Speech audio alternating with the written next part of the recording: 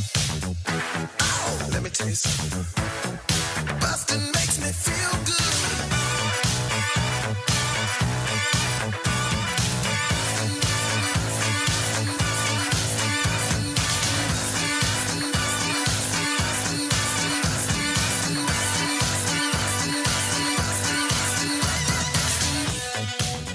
Hi, everybody. Welcome to Blockbusting, the podcast where we love to hate the movies. I'm your host, Jay Light. Joining me today, my friend John Hume. Hey, Jay. Thank you. Thanks for having me, man. Happy to have you, dude. Is that too formal? We've been talking. Hey. Hello. It is so wonderful to see you in your domicile. That's always the weird part about podcasts is that, like, even if it's somebody who I've known for years like you, we always have it. You have the level of like, all right, we're doing the thing now. The audience needs to know that, there's a level of professionalism here. We're not just shooting the shit. There's a thesis to what we're saying here. Yeah, we took notes. We paid attention. I watched 5 hours of superhero movie yesterday. All right, I'm in it. I'm here. Jesus Christ! What? I mean, I know like Dark Knight Rises is 3 hours long. Did you also watch Dark Knight or? I watched the Joker is the next episode after this. So I watched Joker. Yeah. Joker and Dark Knight Rises back to back. It's a real.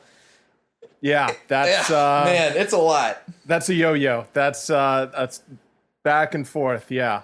Mm-hmm. But I'm glad to have you as, John and I have known each other for years for the audience's sake. John and I, we go, back to high school. Yeah. We both did speech and debate stuff, and we met at an interp camp at UT. Oh, God. That would have been fine if nobody in Los Angeles ever knew those words or ever tied my name to interp camp.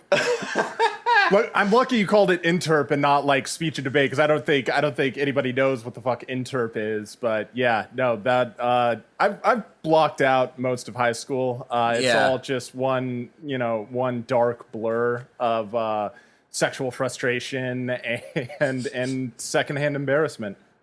It's high school for you, I guess. That's pretty much where I was at. We had some similar high school experiences. Sexual frustration and interp go hand in hand, I think. Oh yeah.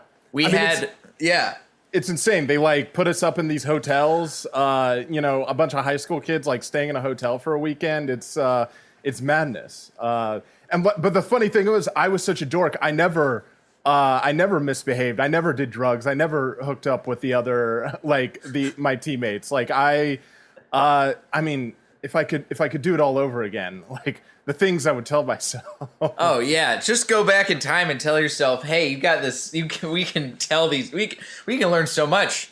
I was such a fucking dork, dude. And the fact that we're like having to wear suits doesn't help at all either. We're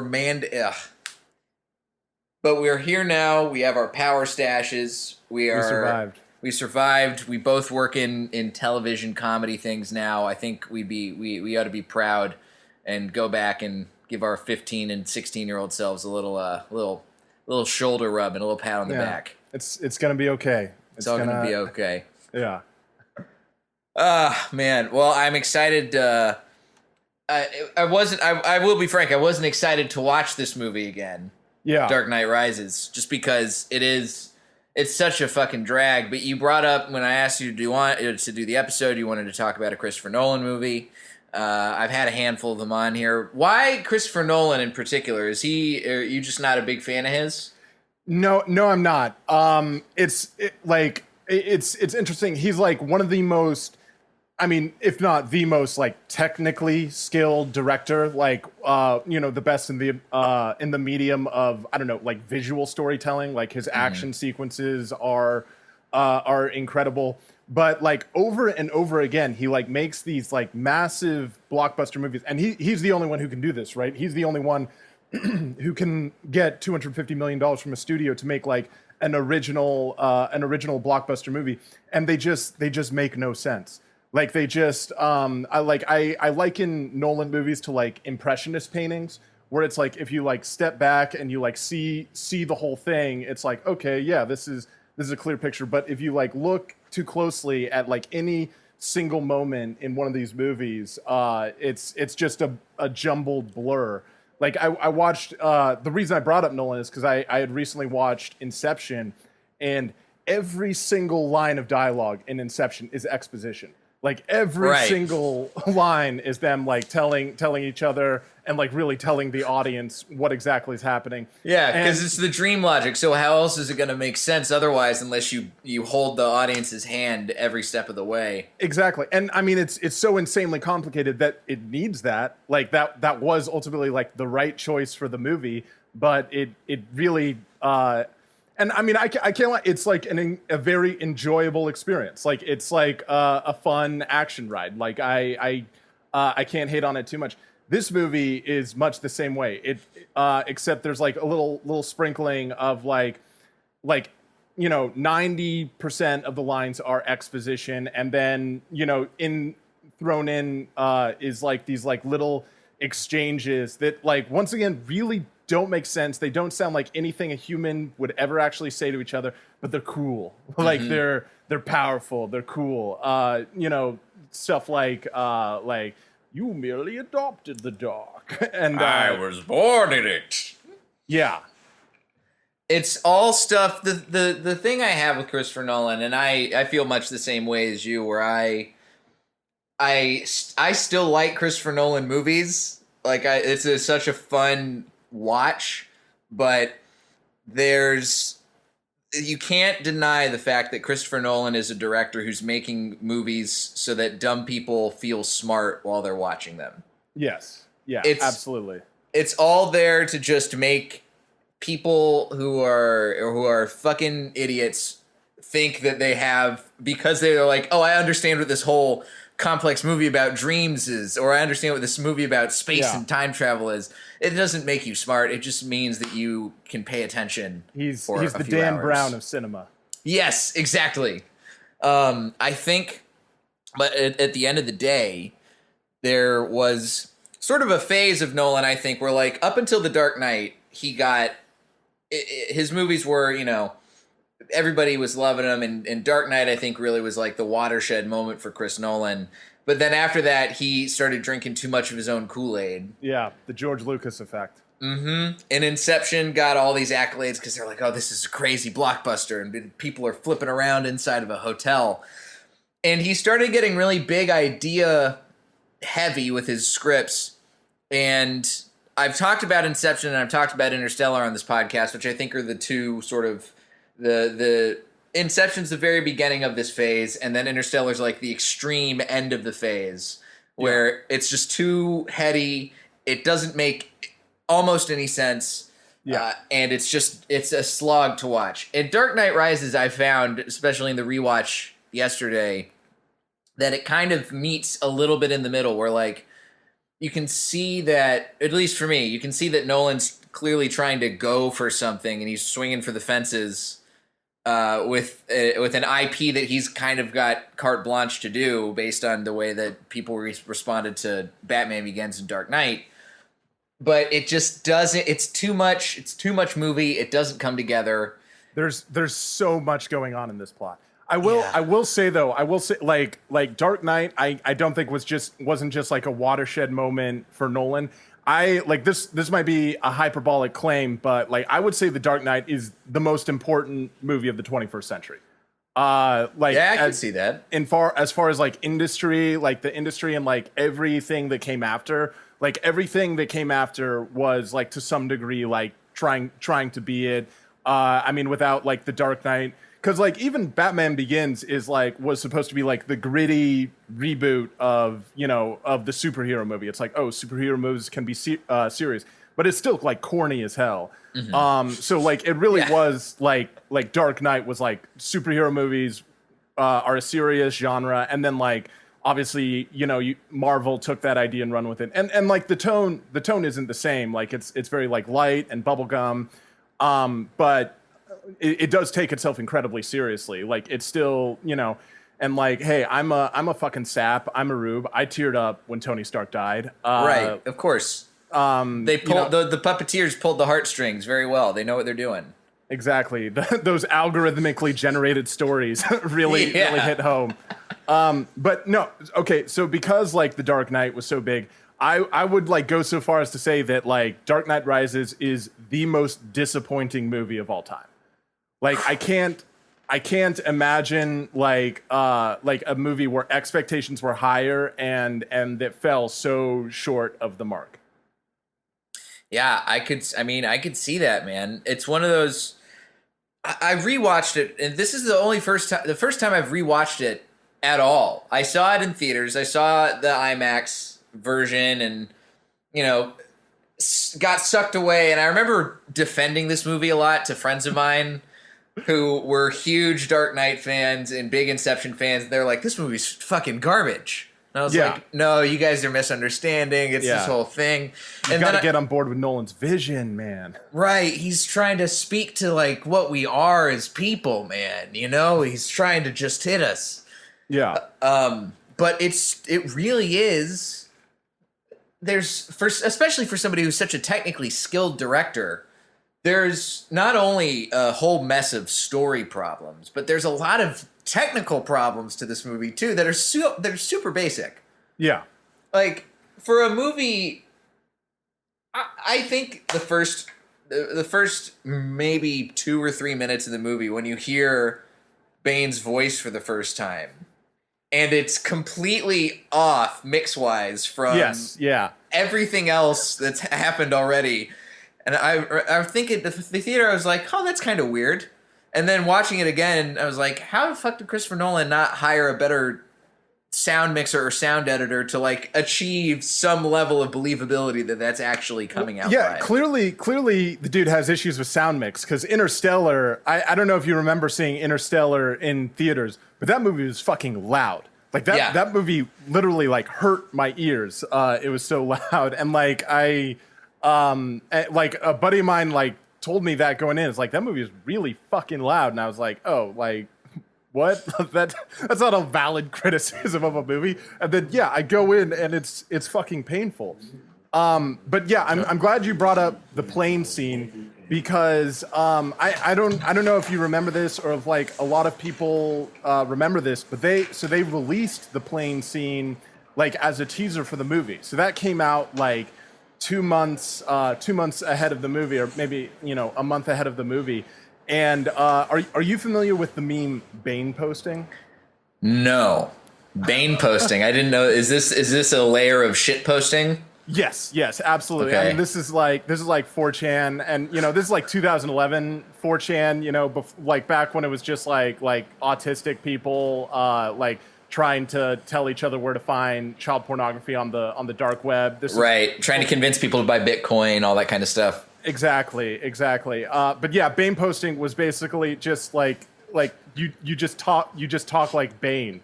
You just like post, and because he has this weird stilted dialogue, like all the dialogue is just so absurd out of context, and even like in context, because it's the opening of the movie of like the biggest exchange that gets like a joke is like "you're a big guy," and then Bane goes, "For you," and like I remember they even asked Tom Hardy in a Reddit AMA. It's like, because like this argument grew of like, is he making like a dick joke there? Mm-hmm. Of like, is he saying he's a big guy for you?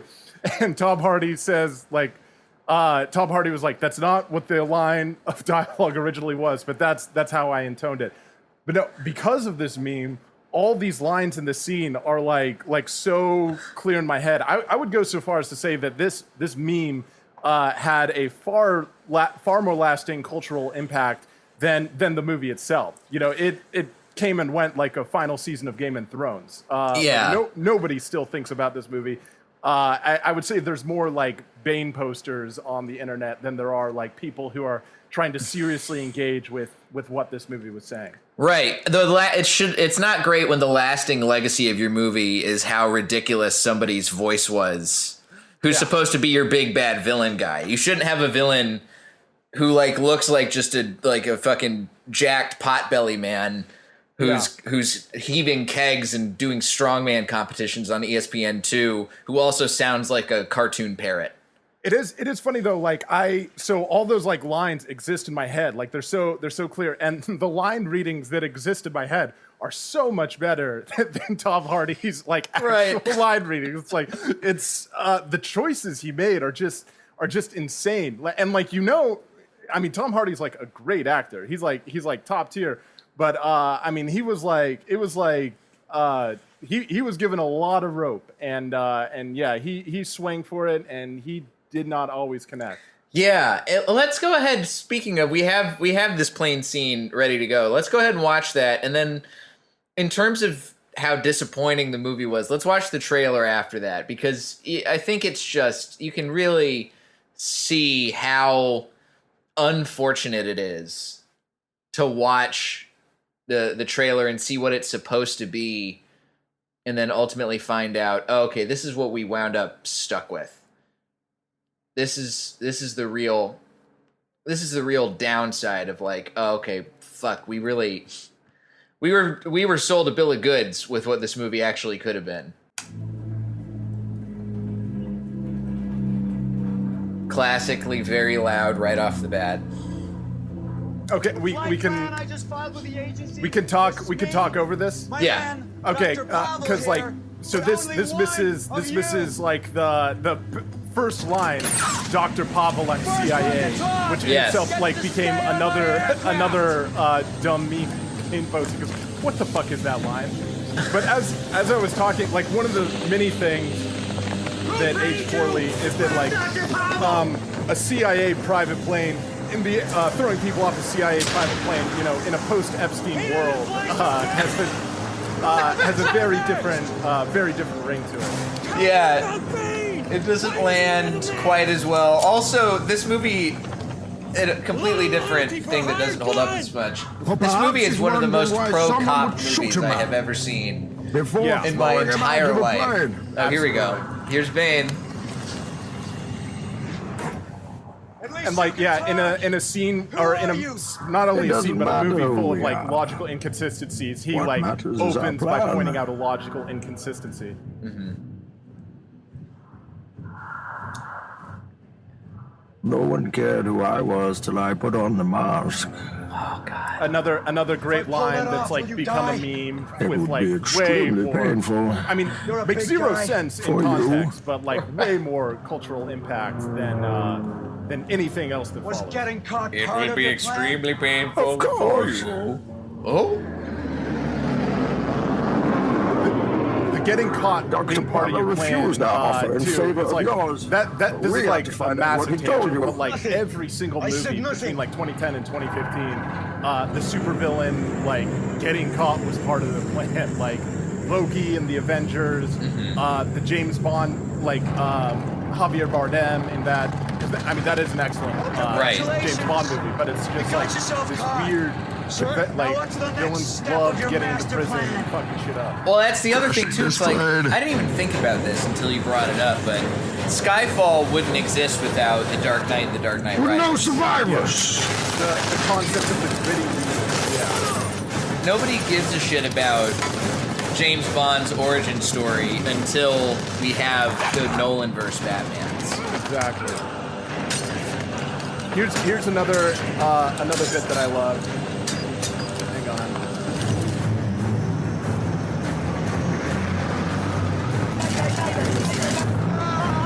Crash in the plane. I think like, they actually did this stunt, which is like cool, and I clearly like they wrote the movie around the idea of like doing this stunt. Yeah.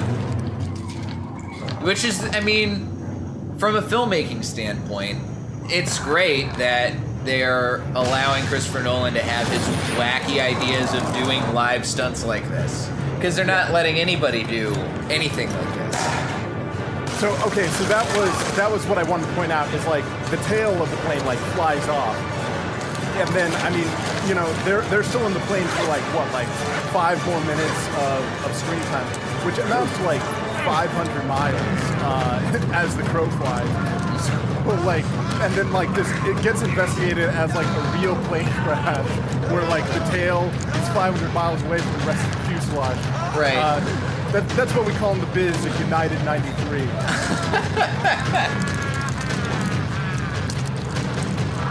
This is... Oh! They expect one of us in the wreckage, brother. Have we started the fire? Yes. The fire rises. Another ridiculous line. Too loud. Yeah, it's like it's either exposition or like exchanges down, like that Doctor. that make no Now sense. is But not like the time cool, for right? fear. Like That comes later. expecting one of us in the wreckage. Yep. The fire rises. It's like, yeah. Don't be afraid. That comes later. But like 13-year-olds in the movie theater are like, oh my god, the fire. What could it mean? It's rising. Something's rising. Something's changing. So I remember seeing this scene. They showed it before whatever the other like early spring movie was before this was supposed to come out in like July of that year. Yeah. And it's a fucking cool looking scene. Yeah. But it's so the ridiculousness starts to show through, and as a young like film goer still who like doesn't have a full grasp of like what is a good versus a bad movie, and only just seeing this is like seeing a scene like this feels like the equivalent of like marketing buzzwords, right? Like Yes. It's the kind of thing that people are going to see and they're going to be like, wow, this is cool. So this movie must be really fucking great. I mean, it worked. Like it worked. It definitely worked on my like dumbass rude brain. Like I remember, people being like, "What?" Like on Reddit or whatever, being like, "Oh, what the fuck is this?" And being like, "Guys, it's Nolan. Let him. You gotta let him do his thing. Let him roll the dice. I'm sure once we see the rest of the movie, this will make perfect sense." And yeah. Yeah. So now we have the trailer for The Dark Knight Rises, which I remember a lot of parts of this trailer. Christopher Nolan has a way with the trailers for his movies. Like, I mean, there's something I'll still never forget the Inception trailer. But yeah, the Dark Knight Rises trailer, after the mythic status that The Dark Knight achieved, I remember just feeling like, oh, this is going to be some crazy shit. And let's go ahead and watch this trailer, and we can feel free to comment over it. But let's see how we took a look and how he marketed stuff, even early on. Oh yeah, okay.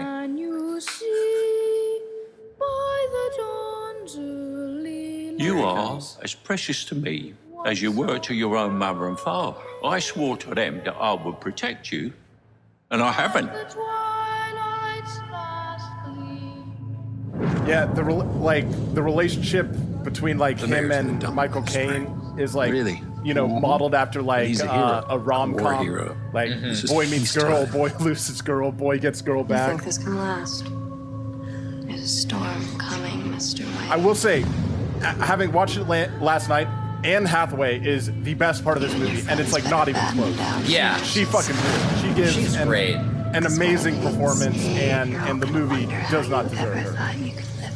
And now we have this sequence where rich people are getting thrown out of their houses, and there's all this people breaking out of prison with guns. And then another big movie set piece is about to come through. What does that mean? Rise.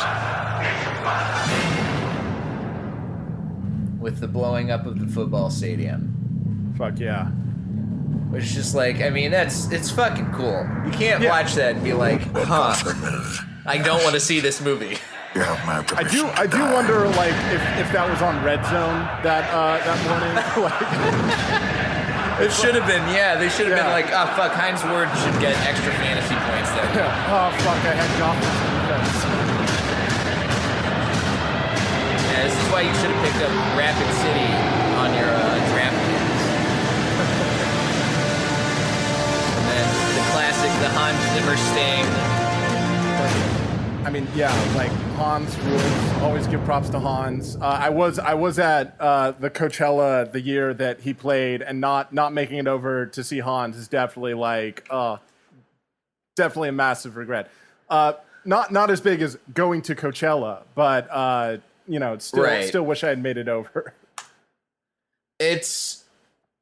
I think it's one of those things. Watching this movie again, though, like I watched it yesterday. The trailer, it's a great trailer, right? Yeah. It's cool. It shows off the big themes of the movie, and this came out when Occupy Wall Street was a huge thing at the time. It was right, very fresh in everyone's minds.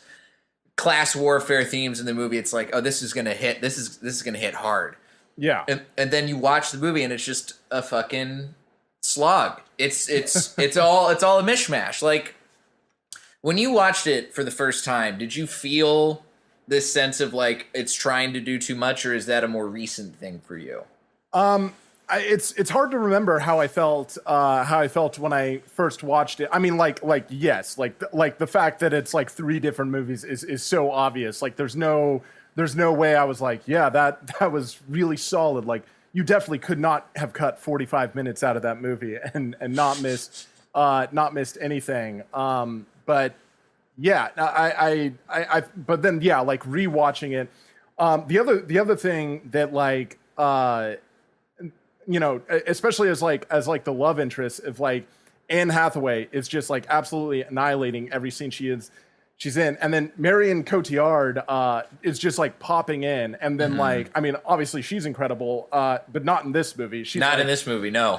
way underutilized. She just like pops up for like 3 scenes and like talks to Bruce, and they like keep referencing this like fusion project, and it's like okay, I guess this is important. I guess she's important, and then they smash. I think you were supposed to like be invested in their relationship on like the hotness of Marion Cotillard alone, but right. But I mean, when Anne Hathaway's just sizzling like she is, and yeah, like they did not even that was underutilized from Marion, and then like obviously it's like revealed at the end she's actually the villain. Right. It means nothing.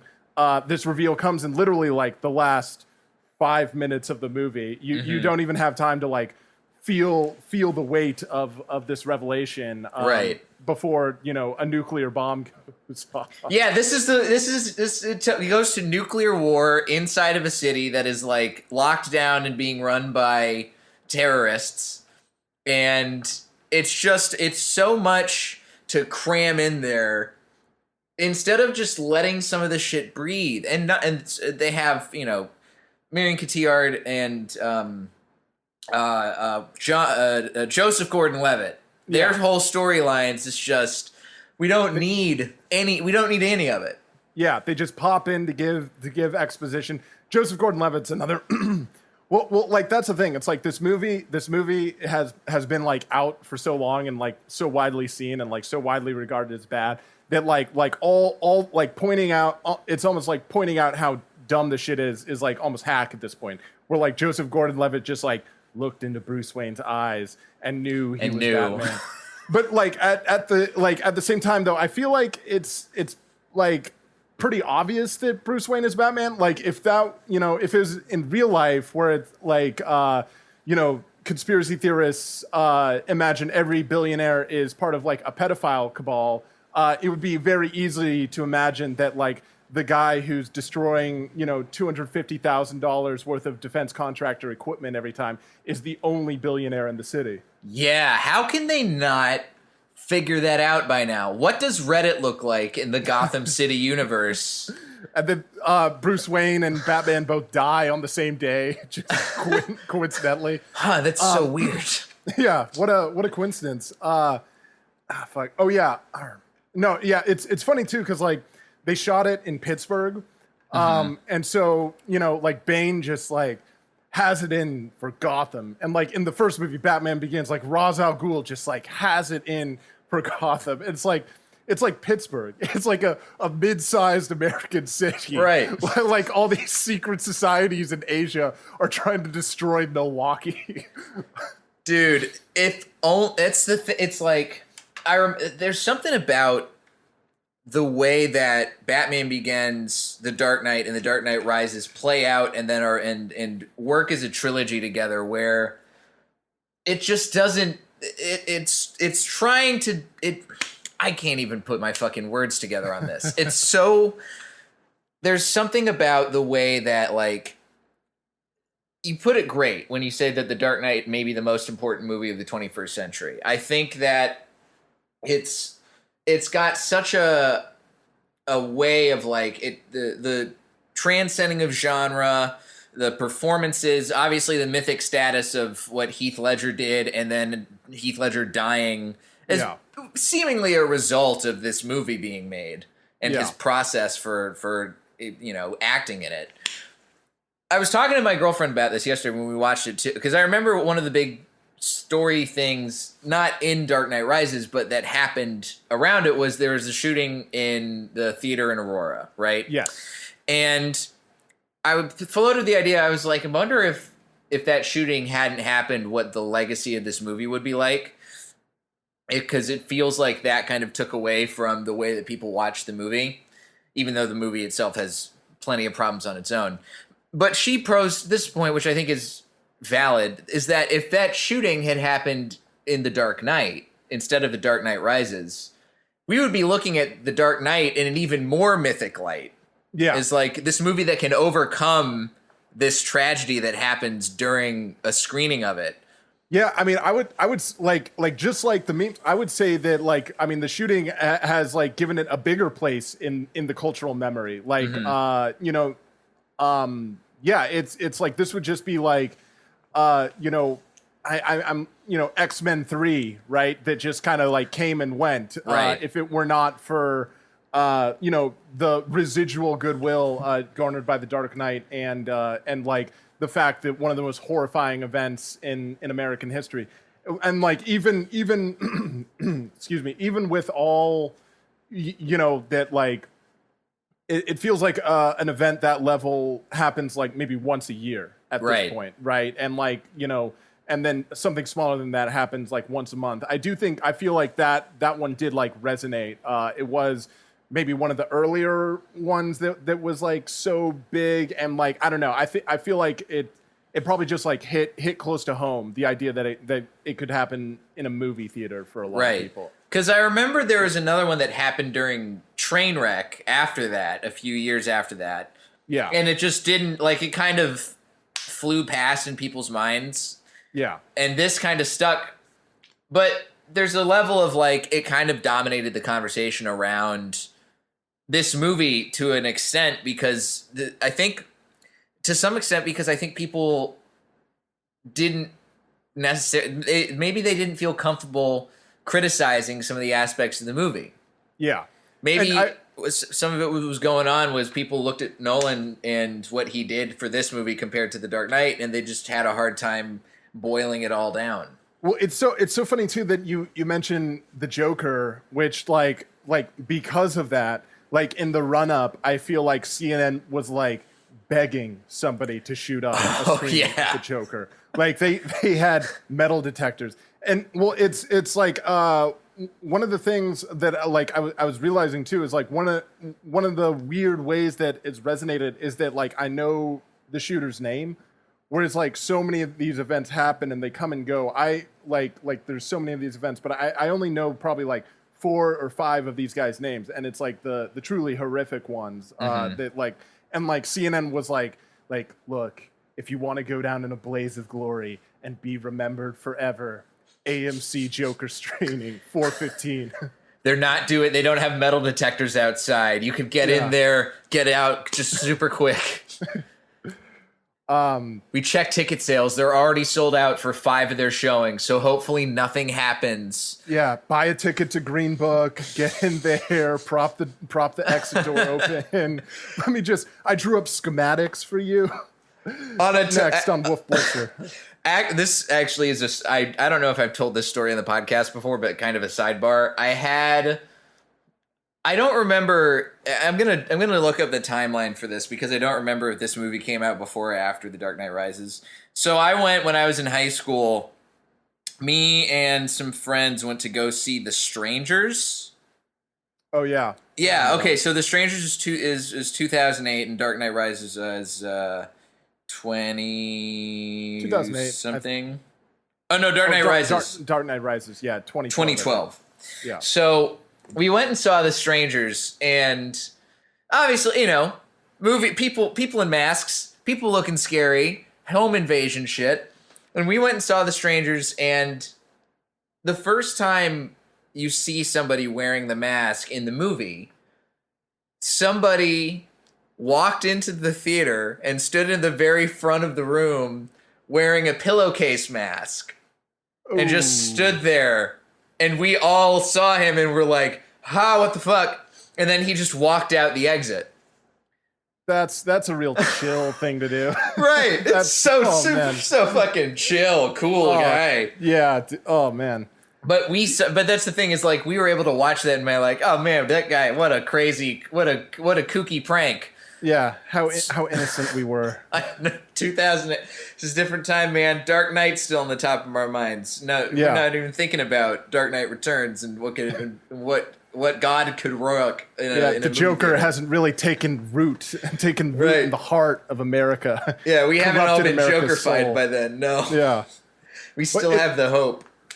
You mentioned like Anne Hathaway's politics earlier, and you know, the Occupy stuff, and yeah, like the politics have aged so poorly, where it's like the final climactic moment is like a charge of like the cops, like a cop army charge against like like what we have established early in the movie are like cast-offs from like orphanages and like who the only place they can get work is in Bane's army, and like. Well, it's funny too, because like Bane's plan was pretty much CHOP, you know, the Seattle Autonomous Zone. Exactly. I saw this go down, and I was like, oh, they did this. This is the Chaz. This is all that's going on. Yeah. They've already. It's right here, right now. Yeah, Chaz could have learned a lot of lessons from Bane. You know. I mean, he was a prison abolitionist. You know, he opens up all the prisons, arms the people. He abolished the police, sealed them in the sewers. Right. Which is like, once again, such a great story point. It's like every single cop, down to the meter maids, went into the sewers. 3,000 police. Bane painted a tunnel on the side of the wall, and they all ran in, and then when, you know, they just hit the wall when they tried to follow him. He peels it off like it's a fucking Acme sticker. Yeah. Just, that's the thing, and I hear that, and I hear, like, at the time I watched the movie, and I'm like, oh my god, there's so many people. And then I hear now, I'm like, 3,000 police? Why do you have so many police officers on your force? Yeah.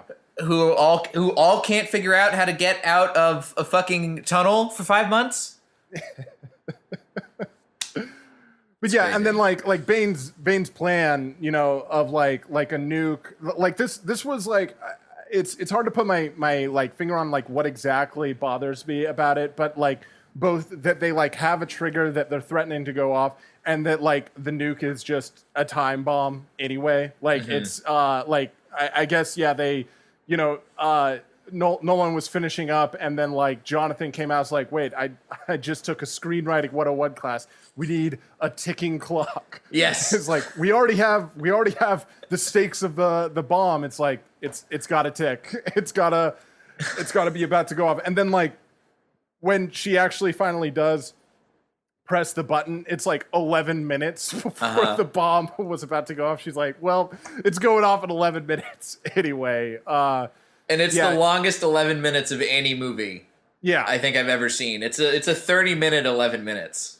And then like 3 different times they mention like the autopilot doesn't work on the Batwing. It's like this is real. He's really gonna die. Like it's just I mean, like you have the best take. It's to make dumb people feel smart. It's like you watch the bomb go off, and it's like, well, I remember they told me the autopilot didn't work. Batman must have died. Right, he's dead for sure. Zero chance. We watched him fly away. Bomb went off.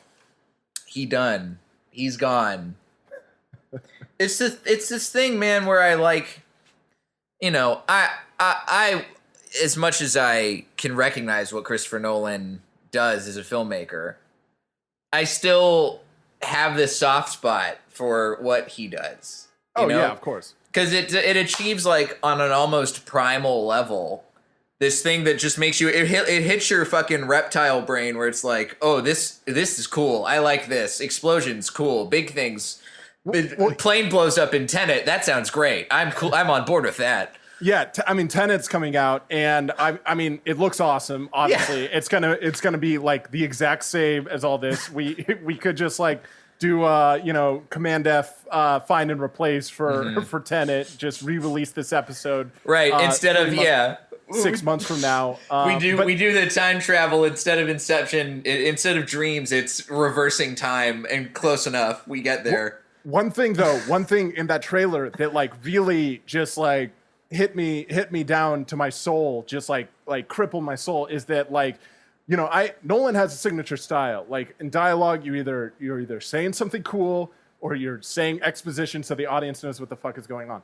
But in the trailer for Tenet, all of a sudden now they're doing like Joss Whedon Avengers banter with each other. They're doing, oh, that's gonna hurt. You should see my other one. Like that kind of shit. And that